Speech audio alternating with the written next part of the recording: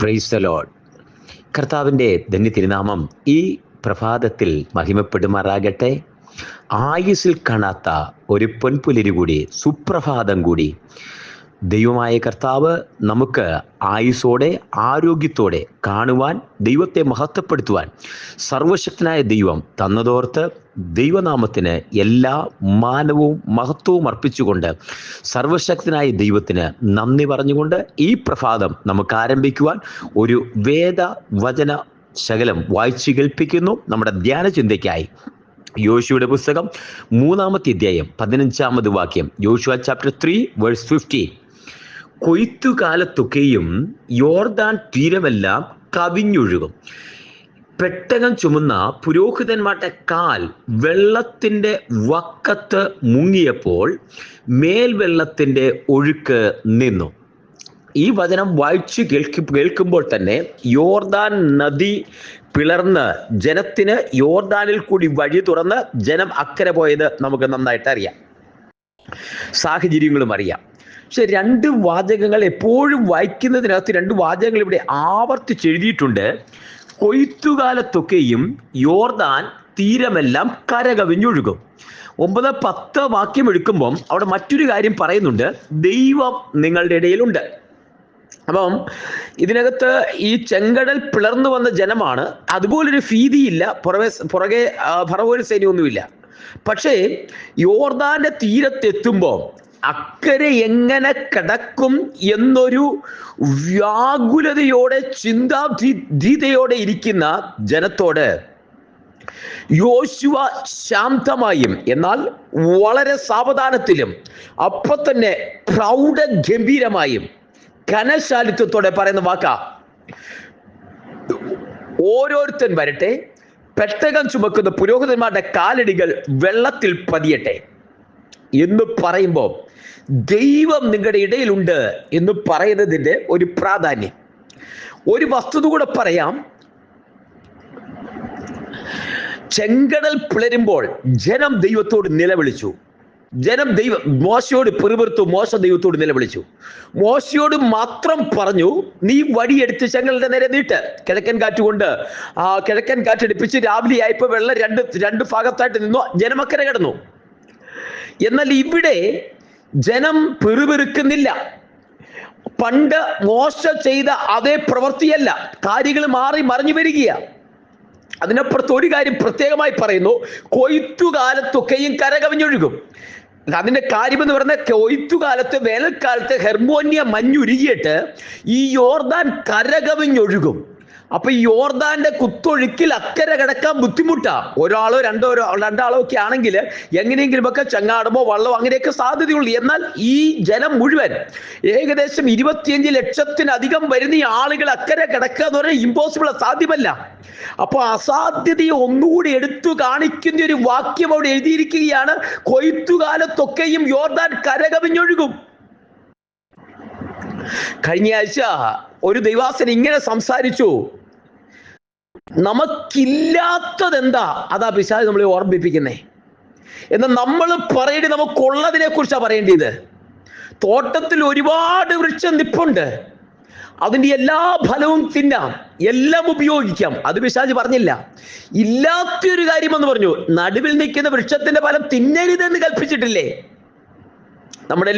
ഞാൻ എന്നെ ഒന്ന് ചിന്തിച്ചപ്പം നമ്മളെല്ലാവരും അങ്ങനെയല്ലേ?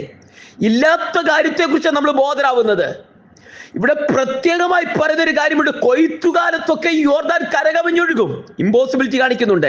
എന്നാൽ ഈ സന്ദേശം കേട്ടുകൊണ്ടിരിക്കുമ്പോൾ ദൈവത്തിന്റെ ജനമേ, ഒരു വസ്തുത നീ മനസ്സിലാക്കണം. കൊയ്ത്തുകാലത്തൊക്കെയും കരകവിഞ്ഞൊഴുകുന്ന യോർദാന്റെ തീരം, ആ തീരത്തിൽ പഴയ സിസ്റ്റം മാറി, പഴയ ചിന്ത മാറി. അന്ന് പെട്ടകം ഉണ്ടായിരുന്നില്ല. ഇന്ന് ദൈവത്തിന്റെ പെട്ടകം തോളിലിരിക്കുന്ന പുരോഹിതന്മാരുടെ പാദങ്ങൾ വെള്ളത്തിൽ മുങ്ങട്ടെ. അത് യോശുവയുടെ കൽപ്പനയാ, ദൈവത്തിൽ നിന്ന് പ്രാപിച്ചവന്റെ കൽപ്പനയാ, ദൈവത്തിൽ നിന്ന് നിയോഗം ലഭിച്ചവന്റെ കൽപ്പനയാ. അതേ പാദങ്ങൾ വെള്ളത്തിൽ മുങ്ങട്ടെ. ഹല്ലേലൂയ. ഹല്ലേലൂയ. ഇന്ന് ഈ സന്ദേശം കേൾക്കുമ്പോൾ ആരെങ്കിലും പതറി നിൽക്കുന്നുണ്ടെങ്കിൽ, യോർദാൻ തീരമെല്ലാം കവിഞ്ഞൊഴുകുന്ന യോർദാനെ കണ്ടിട്ട് ഭാരപ്പെട്ട് നിൽക്കുന്നുണ്ടെങ്കിൽ, ഈ പ്രഭാതത്തെ വിളിച്ചു പറയട്ടെ, പെട്ടകം തോളിലിരിക്കുന്ന ദൈവശക്തിയോടെ ദൈവകൃപയോടെ നിൽക്കുന്ന ദൈവത്തിന്റെ പൈതലെ, ദൈവത്തിന്റെ മഹിമ വഹിക്കുന്ന, യേശുവിന്റെ നാമം വഹിക്കുന്ന, യേശുവിന്റെ രക്തത്തിന്റെ ചൂടടയാളമുള്ള, പരിശുദ്ധാത്മാവിന്റെ മുദ്ര വഹിക്കുന്ന നിന്റെ സ്റ്റെപ്പ് മുന്നോട്ട് എടുത്ത് വെക്കട്ടെ. നീ ഭാരപ്പെടുന്ന യോർദാന്റെ മേൽ നിന്റെ സ്റ്റെപ്പ് എടുത്ത് വെക്കട്ടെ. യോർദാൻ നിന്റെ മുമ്പിൽ രണ്ടായി പിളരും. മേൽവെള്ളത്തിന്റെ ഒഴുക്ക് നിന്നു, അടിവെള്ളം താഴോട്ടൊഴുകിപ്പോയി, ഉണങ്ങിയ നിലം കാണുമാറാക്കി. Hallelujah, hallelujah. പെട്ടകം ചുമക്കുന്ന പുരോഹിതന്മാരുടെ കാലടികൾ വെള്ളത്തിൽ മുങ്ങിയപ്പോൾ മേൽവെള്ളത്തിന്റെ ഒഴുക്ക് നിന്നു. നിനക്ക് കടപ്പാൻ വഹിയാതെ നിൽക്കുന്ന, നിനക്ക് ഒരിക്കലും കടക്കാൻ പറ്റത്തില്ല എന്ന് പറയുന്ന ഗ്ലോറി, മേൽവെള്ളത്തിന്റെ ഒഴുക്ക് നിൽക്കുകയാ. എപ്പോഴാന്നറിയാമോ? നീ വഹിക്കുന്ന പെട്ടകത്തിന്റെ ശക്തി നീ ഒന്നറിയുമ്പോ. അതുകൊണ്ടാ എഫെസ് ലേഖനം 1-ാമത്തെ വാക്യത്തിൽ പൗലോസ് അപ്പോസ്തലൻ എഫെസ സഭയ്ക്ക് വേണ്ടി പ്രാർത്ഥിക്കും. ഇങ്ങനൊരു വാചകം പറയുന്നുണ്ട്: അവന്റെ ബലത്തിൻ വല്ലഭത്വത്തിന്റെ വ്യാപാരത്താൽ വിശ്വസിക്കുന്നത് നമുക്ക് വേണ്ടി വ്യാപരിക്കുന്ന ദൈവശക്തിയുടെ അളവറ്റ വലിപ്പം ഇന്നതെന്ന് നീ ഒന്ന് തിരിച്ചറിയണം. ദൈവസഭയൊന്ന് തിരിച്ചറിയണം. നീയൊന്ന് പറയുന്ന വ്യക്തിയൊന്ന് തിരിച്ചറിയണം അവന്റെ ദൈവശക്തിയുടെ അളവറ്റ വലിപ്പം. ഹല്ലേലൂയ. ഇന്ന് ഈ സന്ദേശം കേട്ടുകൊണ്ടിരിക്കുമ്പോ ആ ദൈവശക്തിയുടെ അളവറ്റ വലിപ്പം എന്തെന്ന് കുഞ്ഞെ നീ ഒന്ന് തിരിച്ചറിയട്ടെ. അകത്തു വഹിക്കുന്ന ദൈവശക്തിയുടെ അളവറ്റ വലിപ്പം. നിങ്ങൾ ദൈവത്തിന്റെ മന്ദിരമെന്ന് ദൈവത്തിന്റെ ആത്മാവ് നിന്നിൽ വസിക്കുന്നു എന്ന് നീ അറിയുന്നില്ലയോ? പുതിയ നിയമവിശ്വാസി സഭയാകുന്ന നിന്റെ അകത്ത് ഒരു ദൈവശക്തിയുണ്ട്. എങ്കിലും ഈ അത്യന്ത ശക്തി ഞങ്ങളുടെ സ്വന്തമല്ല എന്ന് വരേണ്ടതിന് മൺകൂടാരത്തിൽ അകത്ത് പകർന്നിരിക്കുന്ന ആത്മാവിന്റെ ശക്തി, ആത്മാവിന്റെ ശക്തി അകത്ത് വഹിക്കുന്ന ദൈവത്തിന്റെ പൈതലെ, നീ എന്തിനാ അധൈര്യപ്പെടുന്നേ? നീ എന്തിനാ ഭാരപ്പെടുന്നേ? യോർദാനെ കണ്ട് നീ ഓടിപ്പോവുകയല്ല. യോർദാന്റെ നേരെ ചെല്ലുമ്പോൾ യോർദാൻ നിന്നെ കണ്ട് പിൻവാങ്ങി പോവുകയാ. സങ്കീർത്തനം അങ്ങനെയാ പറയുന്നത്.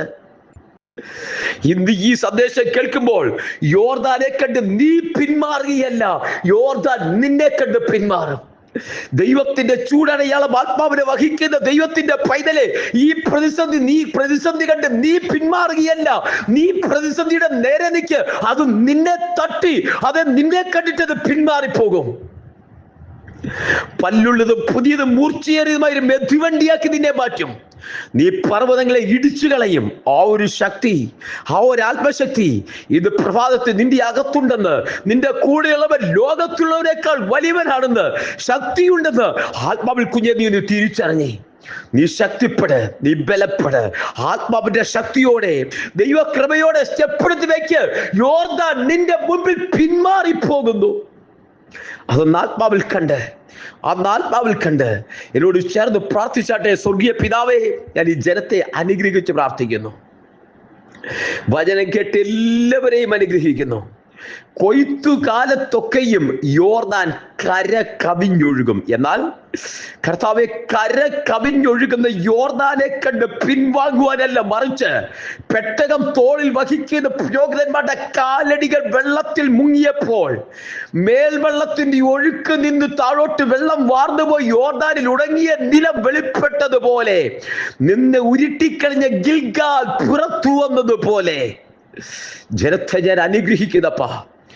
ആത്മാവിന്റെ ശക്തി അകത്ത് വഹിക്കുന്ന ദൈവാത്മാവിന്റെ ശക്തി, പരിശുദ്ധാത്മാവിന്റെ മുദ്ര, ആ രക്തത്തിന്റെ ചൂടടയാളം വഹിക്കുന്ന ദൈവജനത്തിന് വേണ്ടി കർത്താവിന്റെ പ്രവൃത്തി നടക്കുന്നതിനായി നന്ദി പറയുന്നു. ആത്മാവിൽ ഈ ജനത്തെ ഞാൻ അനുഗ്രഹിച്ച് പ്രാർത്ഥിക്കുന്നു. കർത്താവെ, ഓടി പിൻവാങ്ങി പോകാനല്ല, പ്രതിസന്ധി അവരെ കണ്ട് മാറിപ്പോകുവാൻ ദൈവത്തിന്റെ പരിശുദ്ധാത്മാവ് കൂടിയിരിക്കുന്നതിനായി നന്ദി പറയുന്നു. അതിന്റെ മുൻപിൽ ആ കാര്യങ്ങൾക്ക് മുമ്പിൽ സ്റ്റെപ്പ് എടുത്ത് വയ്ക്കുവാൻ ആത്മാവിൽ ഈ ജനത്തെ ഞാൻ ബലപ്പെടുത്തുന്നു. കർത്താവിന്റെ കൃപ കൂടിയിരിക്കും. പ്രാർത്ഥിക്കുന്ന വിഷയത്തിന്മേൽ ദൈവത്തിന്റെ കരം ചലിക്കും. ആത്മാവിൽ ഞാൻ അനുഗ്രഹിക്കുന്നു. അസാധാരണ ദൈവ സാന്നിധ്യം കൊണ്ട് നിറയ്ക്കുന്നു. പിതാവേ, രക്തത്തിന്റെ മുദ്രയിലും കൃപ വ്യാപരിക്കും, ആത്മാവിൽ ബലപ്പെടുത്തും, അസാധാരണമായ ദൈവസാന്നിധ്യം കൊണ്ട് നിറയ്ക്കുന്നു. കൃപ കർത്താവേ ഇവരെ ഭരിച്ചു നടത്തുന്നതിനായി സ്തോത്രം. തൃക്കരങ്ങളിൽ സമർപ്പിക്കുന്നു.